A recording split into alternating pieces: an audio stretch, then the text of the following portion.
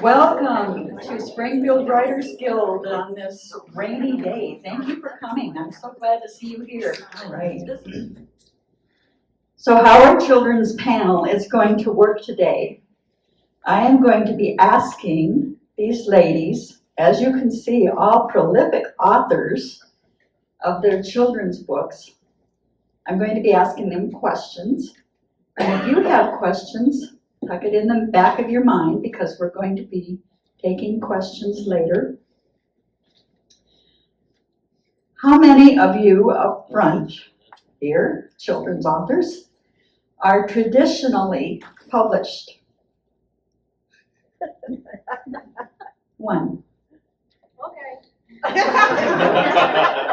How many are independently published or indie published? Okay. So Teresa, you didn't raise your hand. I'm actually hybrid. Hybrid published. What is that? So what is that? You have a microphone there. You're going to have to turn it on. What is hybrid published? We write, we don't do tech.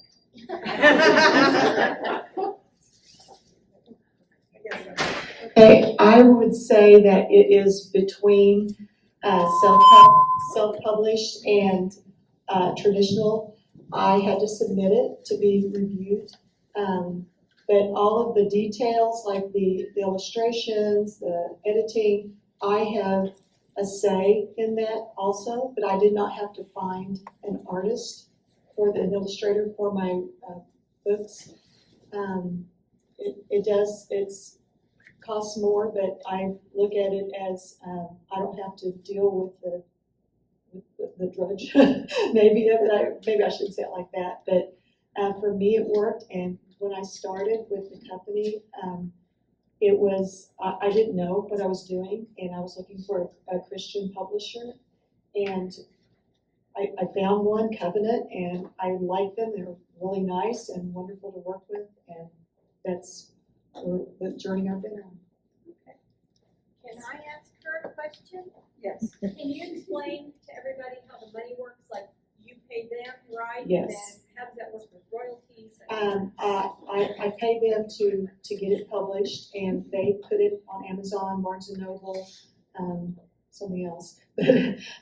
Everything that I don't make any money on it, really, unless I just do things myself for marketing. So that's kind of bad, but I think for a lot of us authors, it's difficult to do the marketing. I may be wrong, but for me, anything that I sell on my own, they give me a huge price break to just buy from them directly, and then I sell it, with the markup, and that's how I make money with it.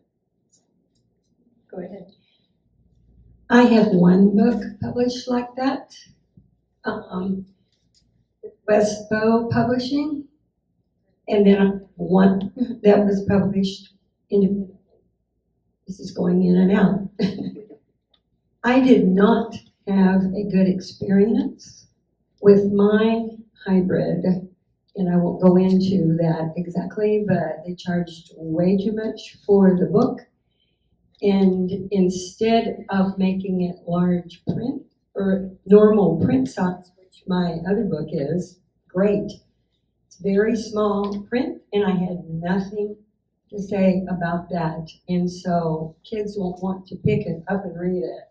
Just to let you know, there are two sides to that. Sure. And I paid a lot of money. Okay, for a sideline, next month we are going to have our speaker is going to speak on traditional publishing versus indie publishing versus hybrid publishing and the pitfalls to watch out for. So keep that in mind for next month. Okay, thank you. Okay, so children's books, we can get educational benefits, emotional and psychological development from them that sparks the imagination and creativity, encourages children to read and think. Now there are different categories, and I know this can be explained in different ways. Dana has made us a chart, and I'm going to ask her to quickly go over that. Okay. All right, so this chart basically breaks down the word count that you're looking for in each, your genre is children's writing or kidlit writing. And then the various age groups that they sell to, and usually this is pretty consistent with the school systems, with Amazon. You'll have your age group breaks. And then it tells you how many words you should shoot for. There are some publishers, if you're going traditional, that will not let you go over that word count. If you're gonna self-publish or indie publish, you can kind of do your own thing, but you gotta remember that this is what teachers and parents and this is the expectations that are out there. And there's always a possibility if you go too far, you break too many rules, then your book is not going to, be well accepted. This is not perfect. If you look at, you'll see some publishers are a little different. I tried to get as close as I could to what an actual, the actual word counts that publishers are asking for, and I did look at various publishers for that. Yeah, the genres can affect that, yes. But pretty much this is it. The only thing is like nonfiction can switch that up. Most of these that we have up front are fiction, correct? Okay, except for Susie's on the end, which we will talk about after. Okay, so what category does your book fit in? Monica? Mine is fantasy. It also teaches persistence and patience and learning to wait on the right time for things to happen. Okay, thanks. And can you all hear me okay? I have a loud voice.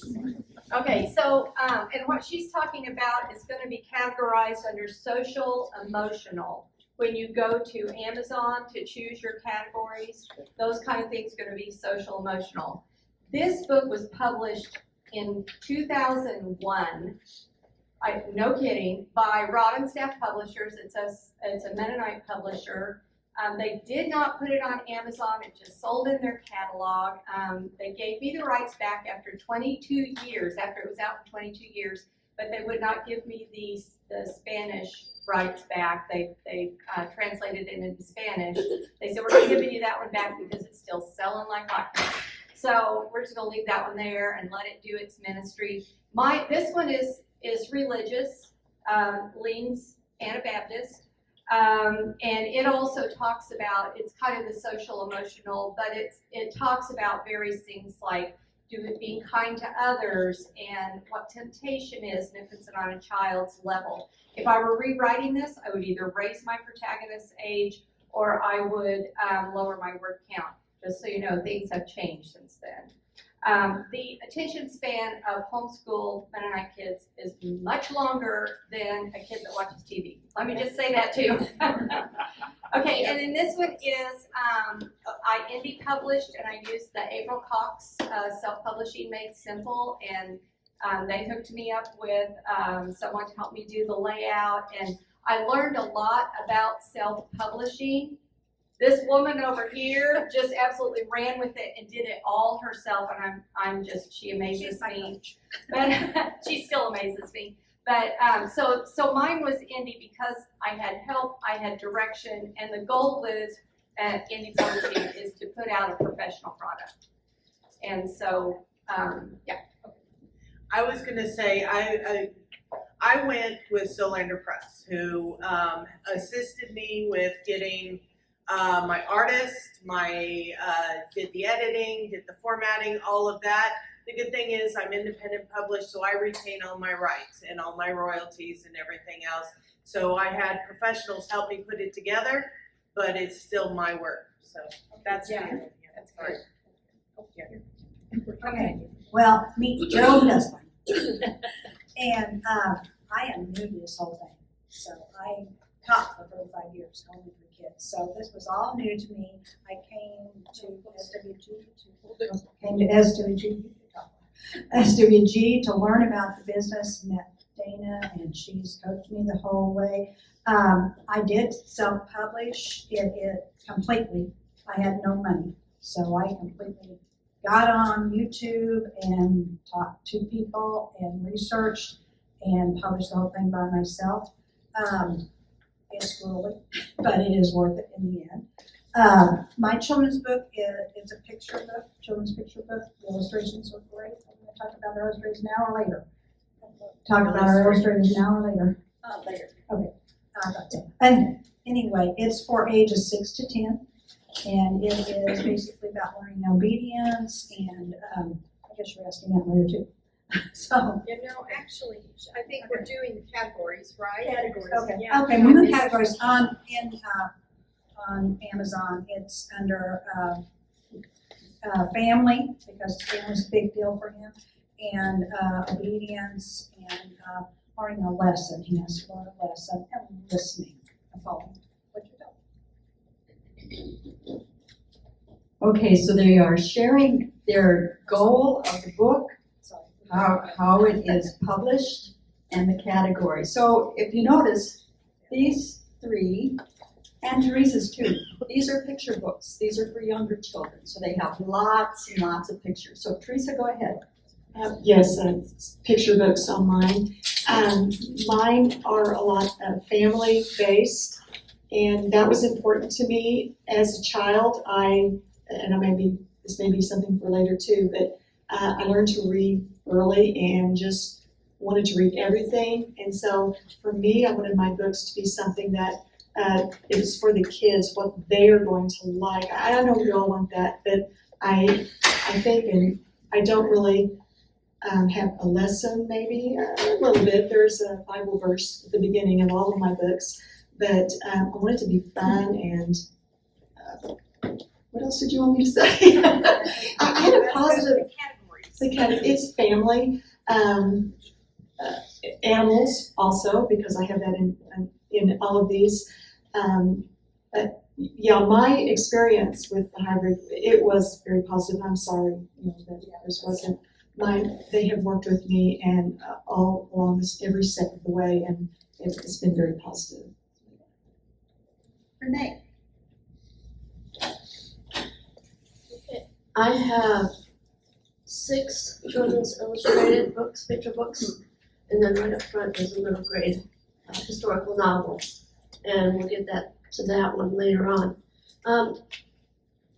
I started with It's Dark in There. So most of my books were published by a publisher called Pendant Publications. They went out of business, so I got all my royalties back.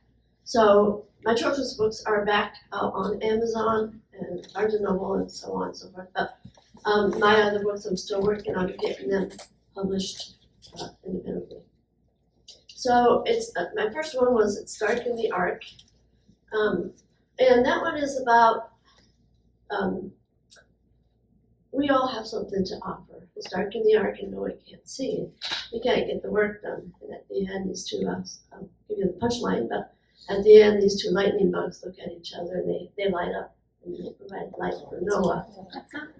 So you can get his job done. And it's we all have a light, no matter how small. We all have a light. We all have something to contribute. The other 4 are mostly about self-worth, self-value, I can do it type of, especially this one, it was dedicated to my son's special ed teacher. And one of our sons has autism, he's high functioning, but his special ed teacher just really poured into him. And so we dedicated it to her. And she would never take no for an answer. I can't.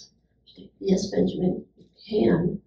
And so it's about a boy who keeps telling his mom, says, take out the garbage. Like, if I was an elephant, I could do this. If I was an armadillo, I could do that. And at the end, the boy starts doing the chores mom has assigned, and he discovers he can do it.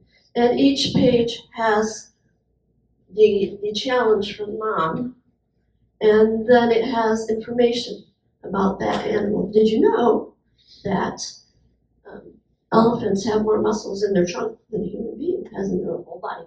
So there's two aspects to that one. And then the other two, like I said, are also self-worth. And then I did one just for fun. I love cats. We have 14. So we live out in the country. We used to have 25. And people just dumped their cats there and their kittens. One day we found 8 kittens. So being the animal lover I am, I couldn't take them to the shelter, so we kept them. But they're mostly outdoors. We live out in the country, so that works out. So this is a children's counting book. And so there's one cat, and then there's 2 cats. And the artist did a fantastic job. I'll talk more about her later. But she put a little mouse on each page that you have to find. So Renee, let me interrupt for a minute. Didn't you have that or a similar story published in Chicken Soup about cats? Yes. So, and that was one of the things I was going to address later on for marketing. I found the biggest thing is get your name out there. And so that if that means getting in Chicken Soup for the soul, which I did, sort of about cats, participating in what do you call those? I forget them. What's that? Anthology? Yeah, where several authors contribute. Anthology. There you go. Thank you. I haven't had my coffee yet. Anthologies. Get your name out there. And so, yeah. Okay. Okay, now these are all picture books, mostly for younger children. Then we have Janie's and Marilyn's are more of middle grade books. Janie has some that are without pictures. But I want to say one thing here. We have some pictures on the screen of Nancy Drew and Beverly Cleary. Those Ramona books, these are also children's books, and they have some pictures, but not a lot of pictures. This one's a chapter book, and it's got some, and they're line drawn Okay. pictures. So yeah, that would be considered a chapter book. So Jamie, go ahead. So I have 2 series, and they're both chapter books, and they're both middle grade. My Frankie, the Little Red Dachshund books are lower middle grade, so they're 8 to 10, although you can read them when you're older, but they can be read to younger children. And then I have my Salt Junction series, and that's about some kids back in 1975 who are trying to earn money. So those are written for a little bit older because the kids in them are a little older. And of course, the dog is an indeterminate age.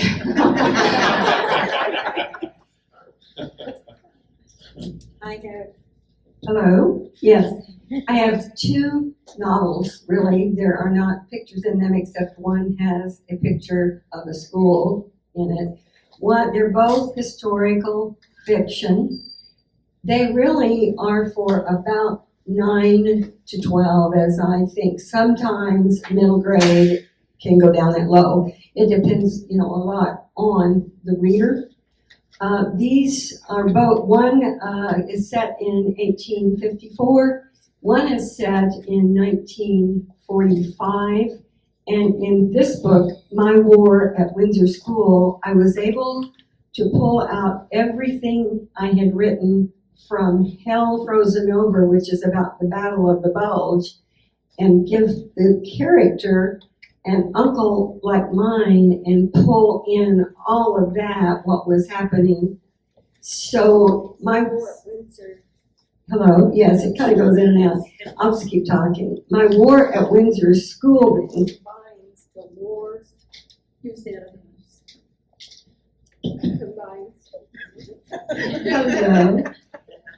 combines my character's personal war in trying to grow up.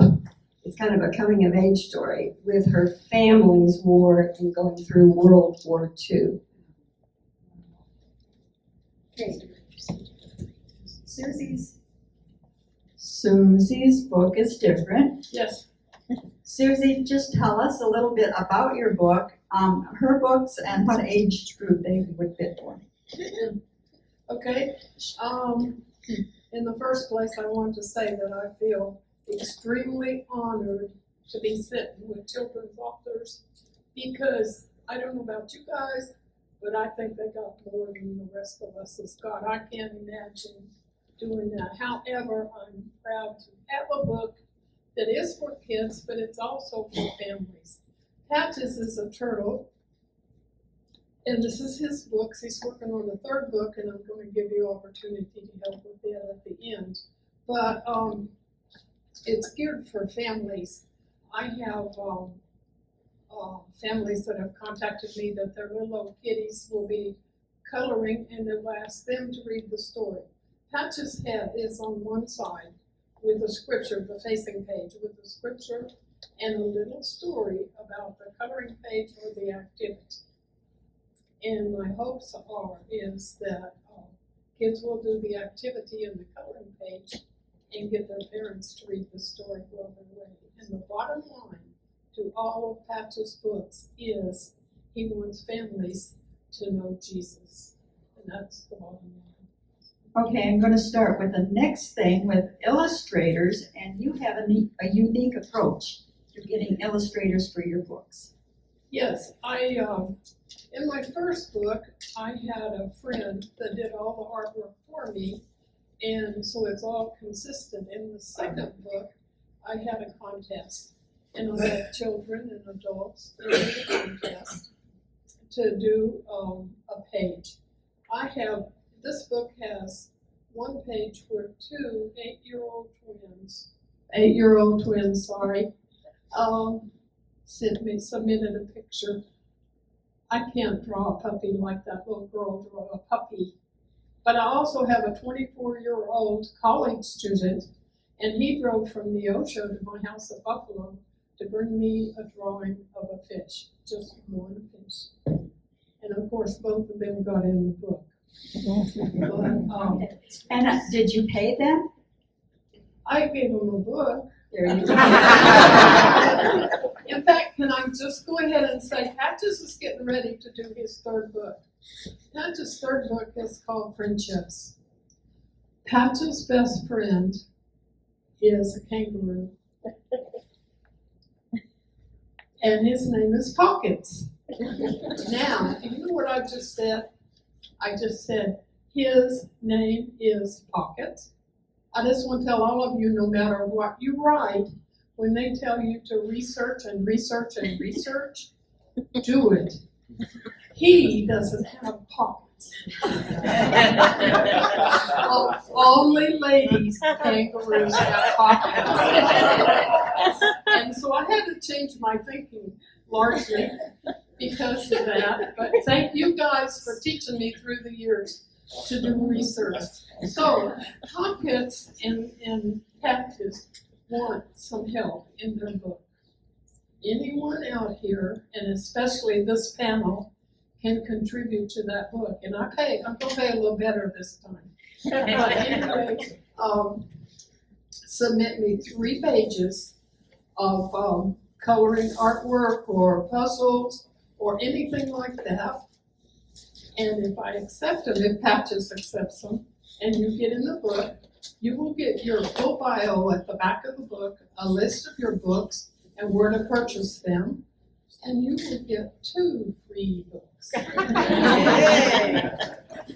And Susie's books are full of puzzles, crossword puzzles, activity pages, all kinds of things. If any of you are interested in looking at these books afterwards and talking to the authors, please come up afterwards. So Marilyn, you have some pictures in your book. Who's illustrated yours? I did not pay my illustrator at all.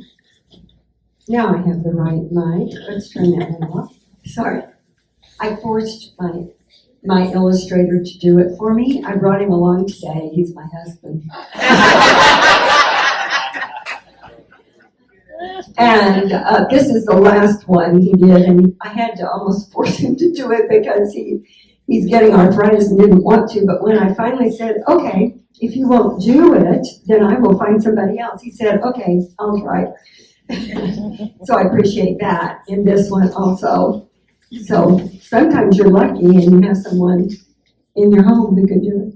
Does he hire out? No, not now. That was his last one, right? Raise your hand then.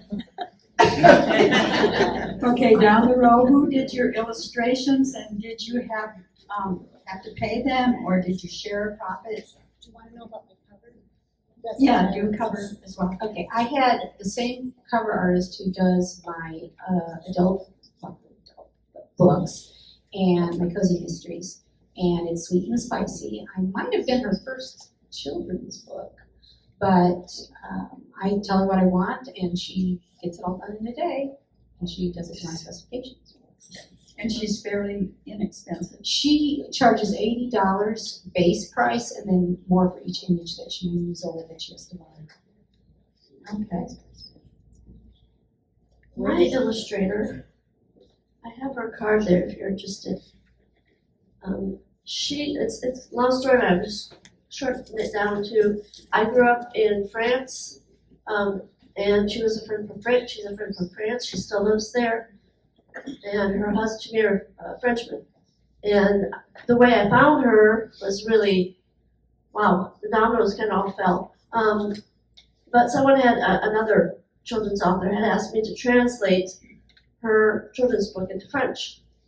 So I did. And I haven't lived in France for 40 years now, so I want to make sure that it was, especially the copyright page with all that legalese. So I asked her if her husband would read it through and make sure I hadn't made any big errors, and so he did. And just, do you know anyone who's looking for an illustrator? So she right away, we've been working together now for several years. She also did the illustrations in Orphans Preferred. I asked her to do a few black and whites.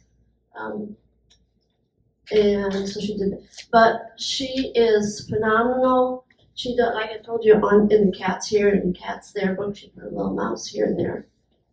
And on every page I have to find. And this one, can you see Noah on the art? I didn't pick that up until it was getting ready to be published. So that's on the front. And Blake the Snowflake, I would encourage you to come up and take a look at it. How do you bring a snowflake to life? And she does. She's got the snowflake that's just rejoicing. It's got a special banner. And that just amazed me that you can bring a snowflake to life like that. And then Miss Rose is about a teapot, the Queen's teapot, who is broken. And the artwork is just phenomenal. So I will say right up front, she's not cheap. But I find her absolutely worth it because the work she does is just amazing.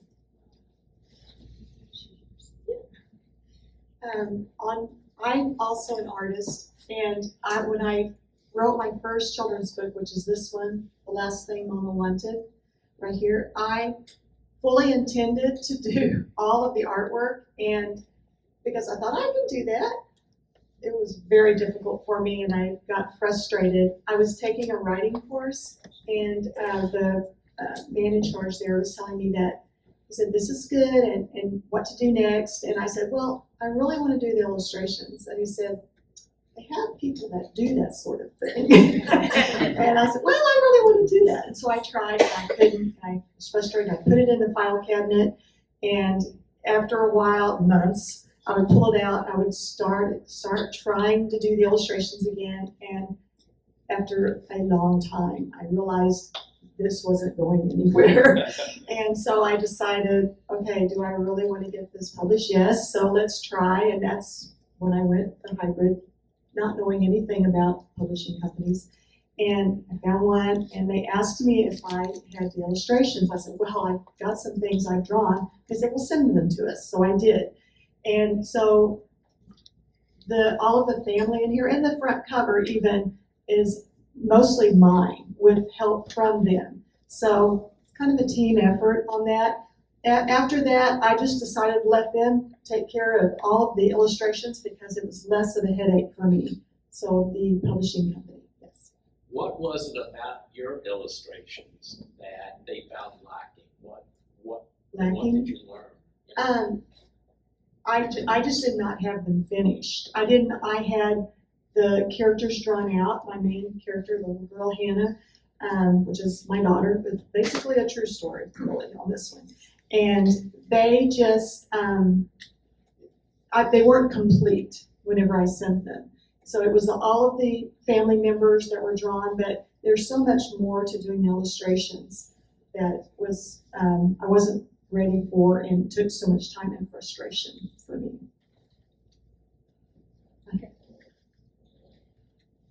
Were you drawing on a computer app or by hand? By hand, Okay. yes. Do you mind telling us how much it costs? I wondered about that, and I'm not sure that I should tell that. Or a range? Okay, I'm just gonna tell you how it is, and you probably are not gonna like it, but it was, my first one was around $3,000 for this. And after that, with the other books, they give me a price break on it because I'm a repeat author. So Because I think a good illustrator's gonna be $1,500. for me, not having the hassle of all of that, and I know there's wonderful illustrators out there, I did not know how to go about doing any of those things. So for me, this was the answer. Okay, this one up. Yeah, it is now, okay. I was new to all of this. I had no idea how to do a book, as you all have heard me say. You write a story and your family says, oh, it's good, publish it. No. But I researched into illustrators, and I found out anywhere from $1,500 to $3,000 is what it costs for a good illustrator. So I'm thankful for this group, because from this group, when I joined it, I got Kids Lit group, and Lit for Kids, and I joined it, and my illustrations are done by wonderful Ruth Hunter back there. She did a great job. My grandson and I were sitting there, he's 10, and I read the book to him, he's helped me write the book and stuff, and we started doodling, and I kind of had an idea. I mean, dust bunnies are just squirrels, and then I kind of just, I can't draw a straight line, but anyway, so I took them and showed them to her, and I said, this is what I want, and this is what she came up with, and I went, I don't know whether I want them to have arms, I don't know if I want them to have legs, they're dust bunnies, they're just round balls of dust. And so we finally decided they couldn't get anywhere without legs or arms, so there wasn't much of a story. So, and then she sent me these big eyes, and I went, I'm not sure I want those big eyes, and after a day or two looking at it, I went, yeah, that's exactly it. So they're also my model for my dust bunnies here, and I now have a crocheted dust bunny that I think I'm marketing as soon as I can. But she has done wonderful with it. I will let you discuss a price with her. She was very good to me and gave me a good price, and actually let me pay in payments because I had no money. And our writers are poor, most of us. Anyway, and she did an excellent job. But now you've sold a lot of books. I started October, my goal was October 1st last year for Republic Pumpkin Days, and I got the books 2 days before Pumpkin Days. Nervous. I've sold 150 books since then.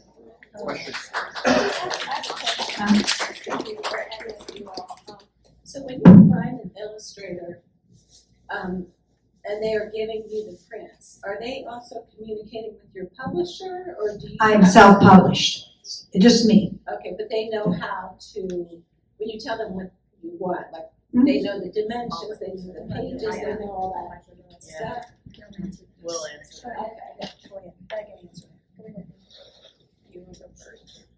Go ahead, we're Okay. going down. Okay, we'll both attack that a little bit. It's really, really important on a children's book, if you want it to look professional, that you check out your artist. And that a lot of people say go on Fiverr or something like that, and you can find someone, but what I always tell people, and this is what I did, is I would ask them to give me a sample. I paid $50 for a sample picture, and I told them what I want. I tell them like a little piece of my story. You don't give them your whole story.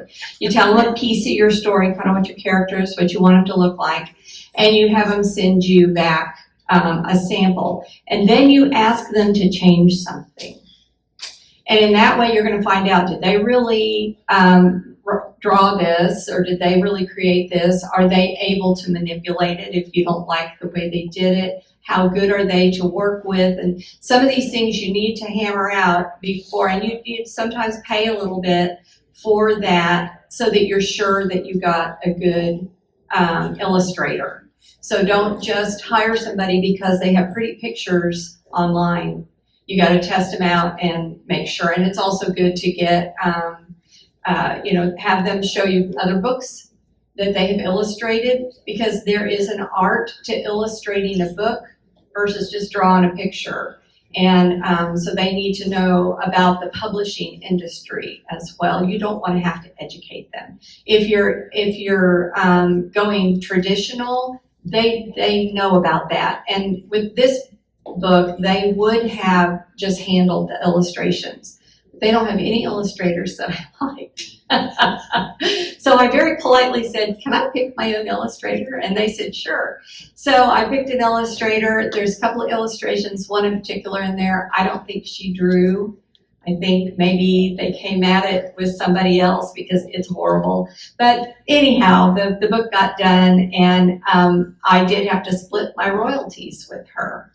And so whoever your illustrator is, if you're traditionally publishing, you're going to split the royalties with them. They're going to get, because they tell half the story with their pictures, especially when you're doing this. You use less words so that they can be creative, and they actually tell half of the story with the illustrations. And so, but what I have a contract that I use, and my illustrator has to sign it. It's a work for hire. And after I okay everything and I pay them, everything belongs to me. All rights come to me. And you want to be sure that you have some kind of contract like that, so that somebody doesn't come along later and say, oh, you're using that in this way, or this went on to be a movie and those are my pictures. And so I have a contract that does that. I got that through April Cox. That was one of the best tips I got through her. But and then as far as doing my illustrator for my illustrator here, I didn't have to pay. It was a split on the royalties. But this illustrator, because it was indie published, I had to hire that publisher. April told me about this guy that was just getting started, but he knew what he was doing. He just, he was not real well known. And I got him for $55 a picture, which ended up being a little over $1,000 for the book. And on the covers for a children's book, you're going to wait until you've got everything else done. And you make sure that your illustrator and your designer, the formatter, everybody knows that we're all going to work together on that cover. And when you get to the cover, then what we did is we pulled out, because your cover needs to show people what they're expecting. When they pick this up, they kind of have an expectation of what this book is going to be like. And when they open it up, it needs to meet their expectations. And so your cover has to indicate what's inside the book, at least somewhat. There's a surprise in mine. There's a dog that's making the mess, and the kids have to find that out as they're reading it. But we see the harried mom, and we see the kids hiding behind the couch, and we wanted to create that suspense with the picture. And so at the very end, we all got together, the illustrator, the formatter, who really knew about colors and how to make the cover look really good. And we moved the mom to one side, and moved the mom to the other side, we moved the words until we got it just right. So that when you look at it, the words draw towards the mom, and it makes you look at the picture instead of drawing your eyes away from it. So you have to think about all of those things. It's good to have people that know what they're doing, and remember that this is not the first thing you do, it's the last thing you do.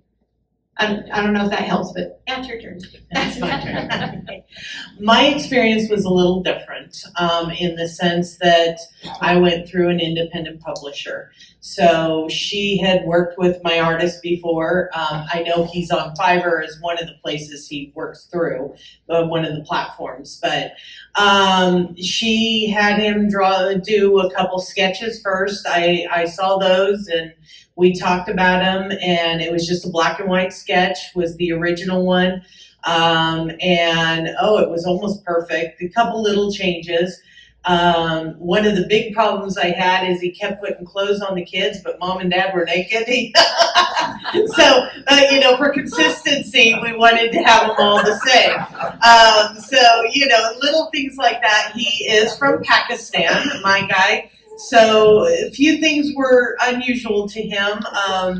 There's a fire station in there, a picture of a fire station. Originally, those big roll-up doors. He had stairs going up to the doors. So we had to fix a few things. And we just recently found, after my 4th or 5th ordering, Duncan in one place had 3 horns, and all of us missed it.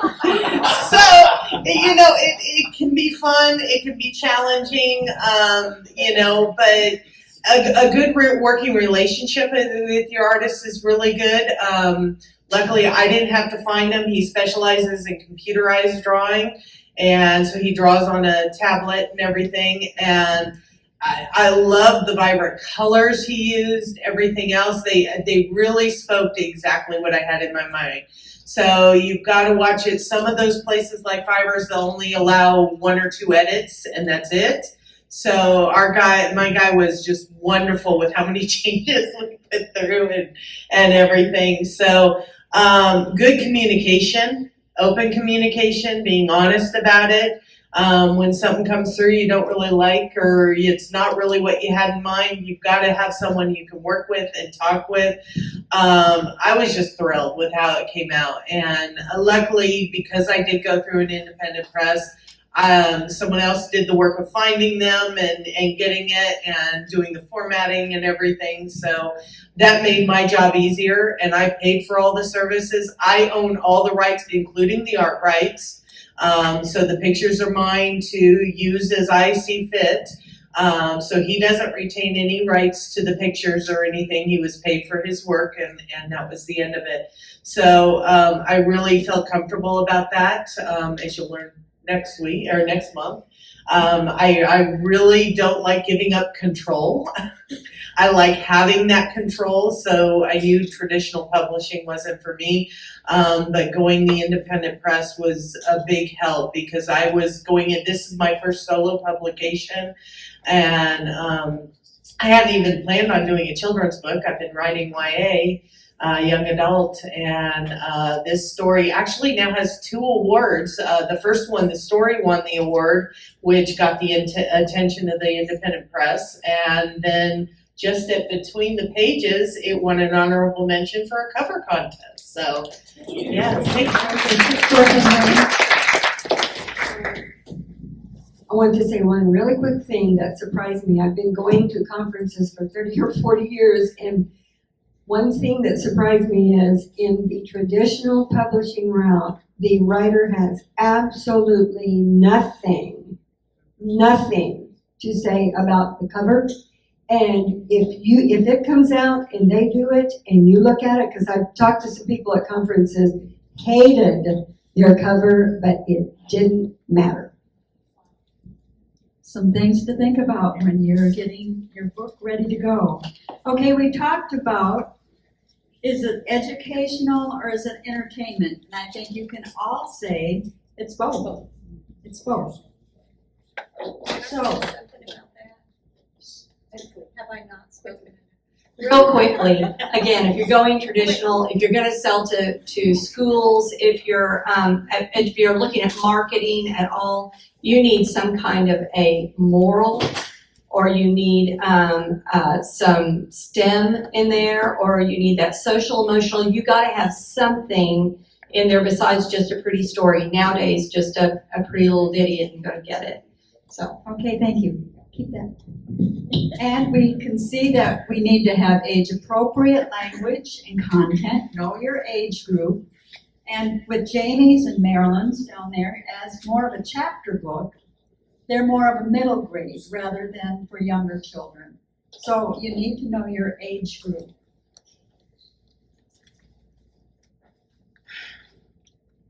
Jan, you said you use this Children's Writers Word Book.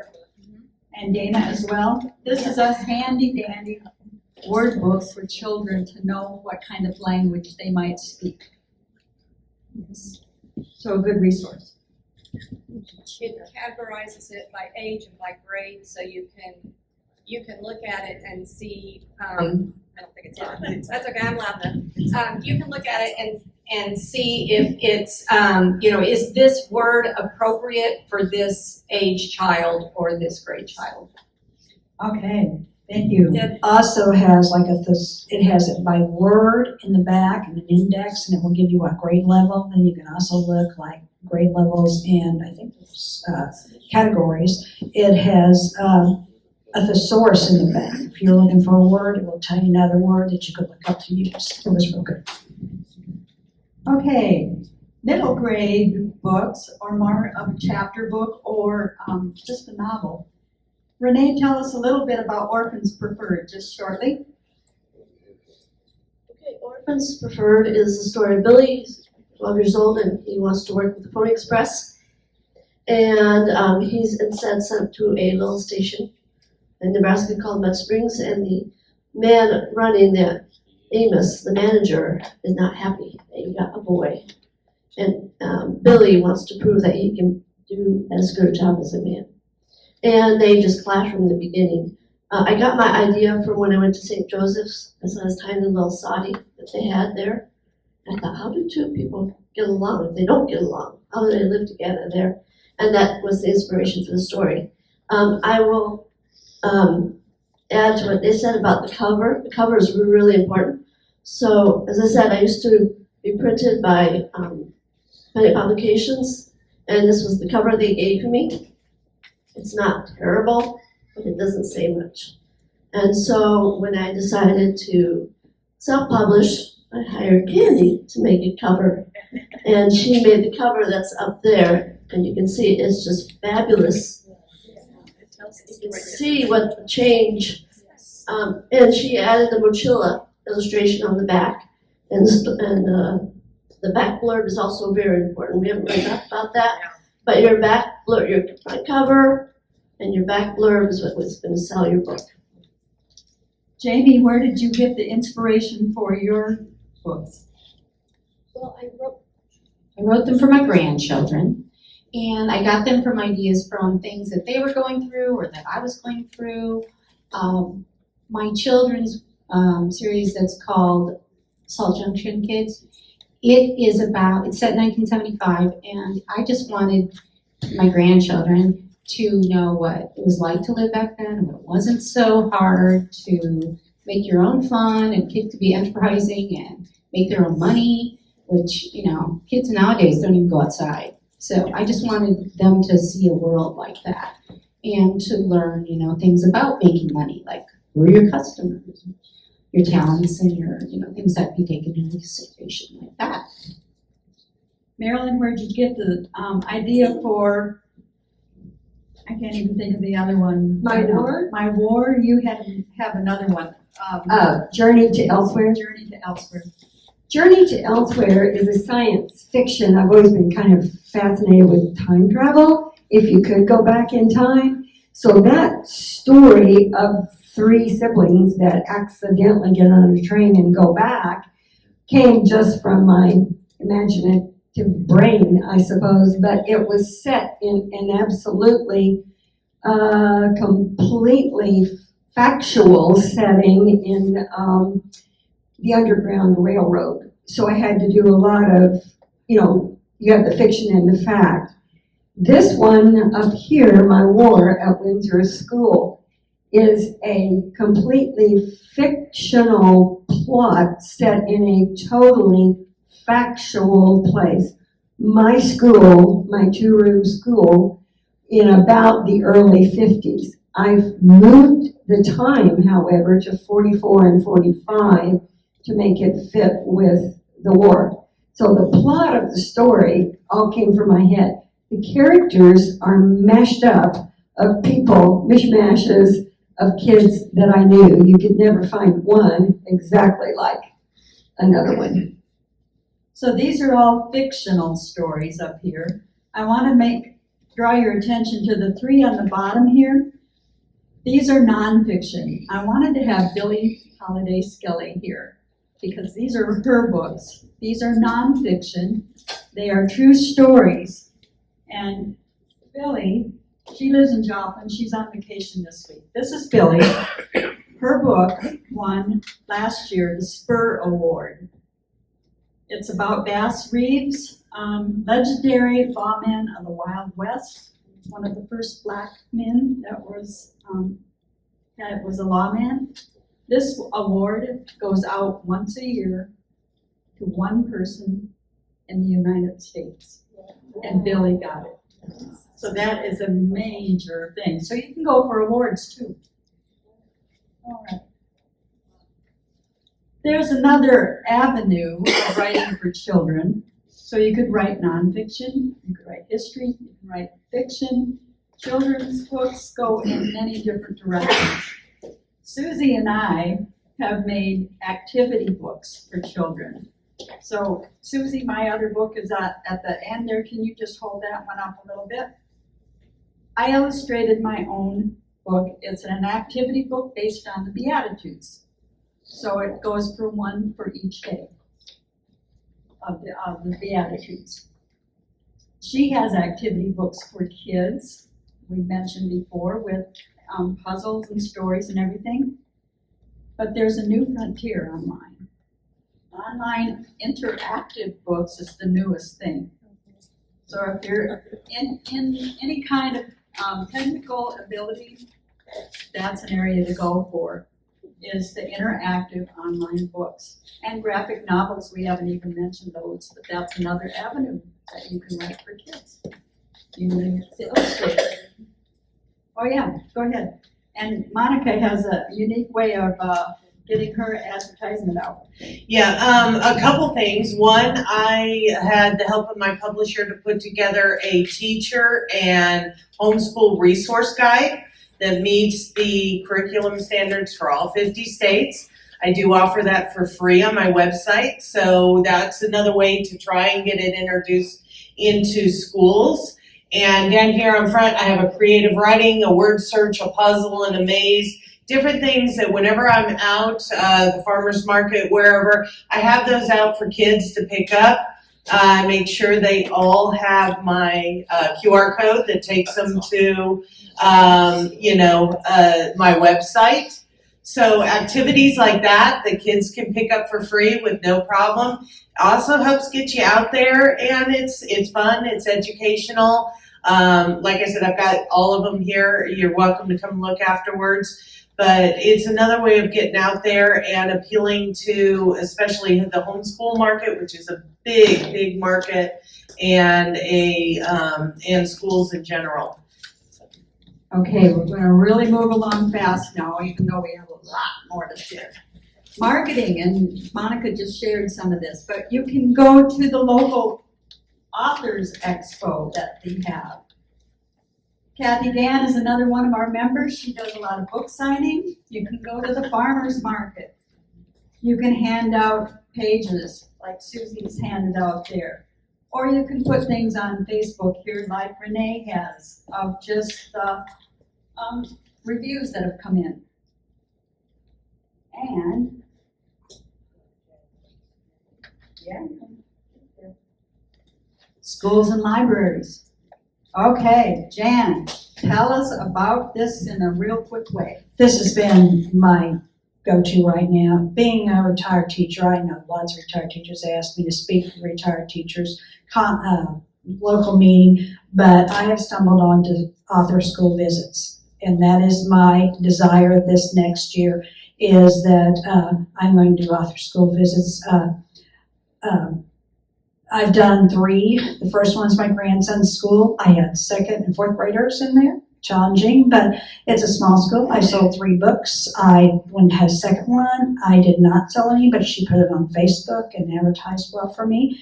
The third one I had just last Monday. I sold 12 books. I was just shocked. And it was a great group of kids, but there's lots of information.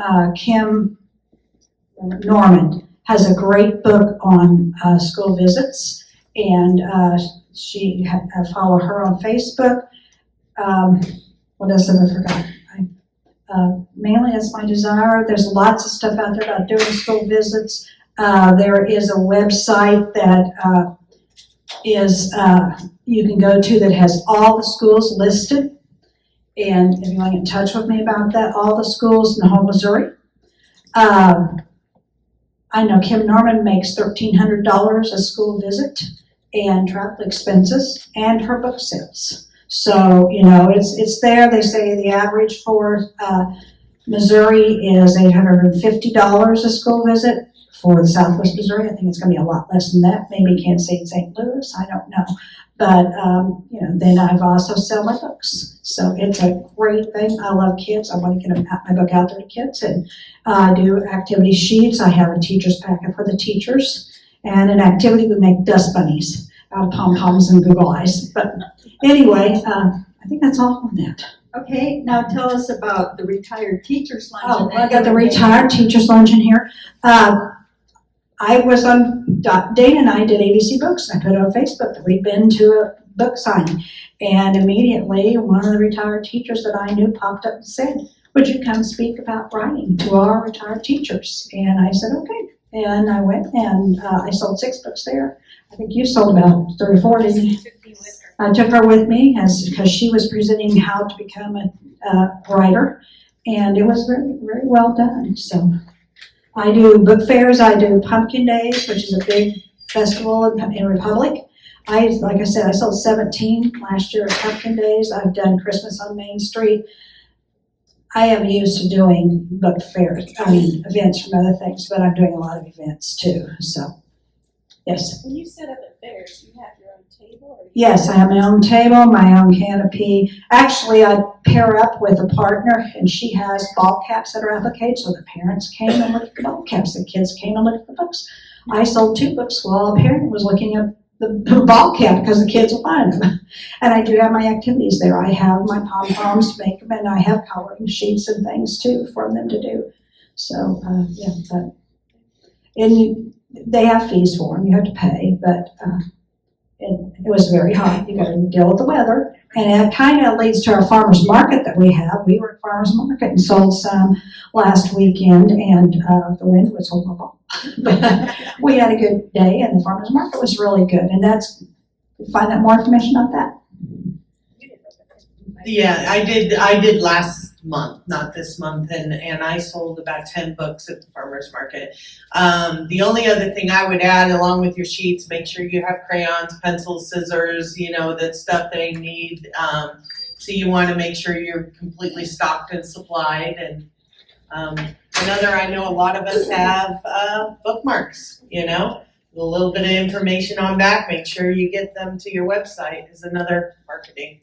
Okay, and Marilyn has a unique way she did a book launch, which many people don't do. But tell us about your book launch and your website here. My book launch was a big party. I invited about 55 people, and 45 people came. Mostly friends, people that I knew, of course. And I had books that I gave everybody a book, but it was not for them to keep inside. I'm looking at it here. It has like an old-fashioned card, checkout. You can look at this later if you want. And it's a place for kids to sign as these books are passed on.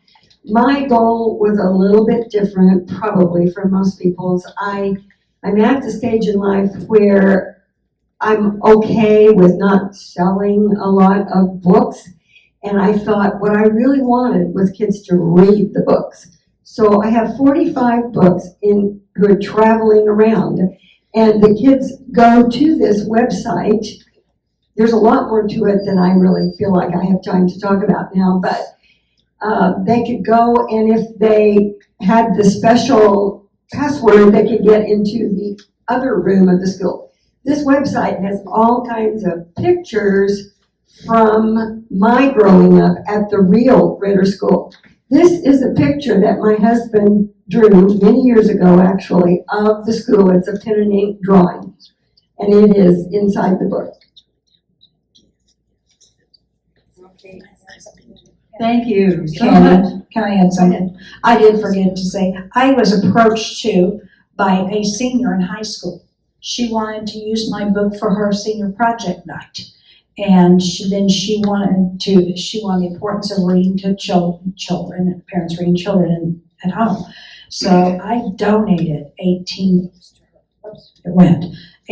books to her, which I was going, you gave away that many books, but it's going to come back. You know, those parents will share it with other parents, but I was just floored to have that opportunity to do that. So look other places too. Exposure. One more. Okay, sorry. This was really cool, something that just kind of, fell in my lap, but it's something I've been trying to get done for a long time. This book came out in 2022, and you'll notice that I have Black characters. My husband and I go to a Black church here in Springfield. My husband's a deacon. He says he's a short deacon, but he's actually the only white deacon. But anyhow, we just, our friends are there. I worked with the youth and with the children, and I'm just seeing they don't have books with their faces. And when I was putting this together, I feel like the Lord just said, make them Black. Make them for the kids at church. And so I did, and they've sold really well at church, kind of accidentally. But anyhow, what I was going to say, there is a literacy program that meets at our church, and I've not been able to get hold of them. They've changed hands, and different people have been in charge of it. And ever since 2022, I've been trying to get hold of them. I went to the Juneteenth event, and ended up at the Multicultural Business Association. And they said, oh yeah, we help nonprofits and businesses, and we connect them. And I said, do you have grants? And they said, yeah, we get grants. And I said, I've been trying to get books into this literacy program, because I have multicultural characters, and that's what they're looking for. And so anyhow, right now my book is being reviewed to be in that program. He said, I've got $1,000 for books. And so I'm just like, okay. So, don't ignore areas where you might be able to get your book into a place that meets a need, and there might be grants available for it. Thank you, very good information. So you might be saying, I don't write children's books, but maybe you write children's stories. There are all kinds of magazines out there that want your stories. So send them in. All they can say is no. I don't know whether she takes me. It doesn't cost you a thing. If you're looking for certain things that they want, the guidelines will tell you. So put in the search bar, Children's Magazine Guidelines, and you will get a list of everything, every place that you can send them. Dorothy. What do you do about copyright when you're going to enter a contest or you're going to submit a story? Most of them will tell you if it's published already, they don't want it. But you can have second rights. It will tell you in the guidelines. If they want first rights, that means they want to be the first to publish it. So if they say, if they want exclusive rights, be careful of that. That means they own it forever. You want either first rights, first serial rights. That's what you want. Or second rights, which means it's been published before. They'll tell you in the guidelines what they want. Let's hear it for our children's panel today.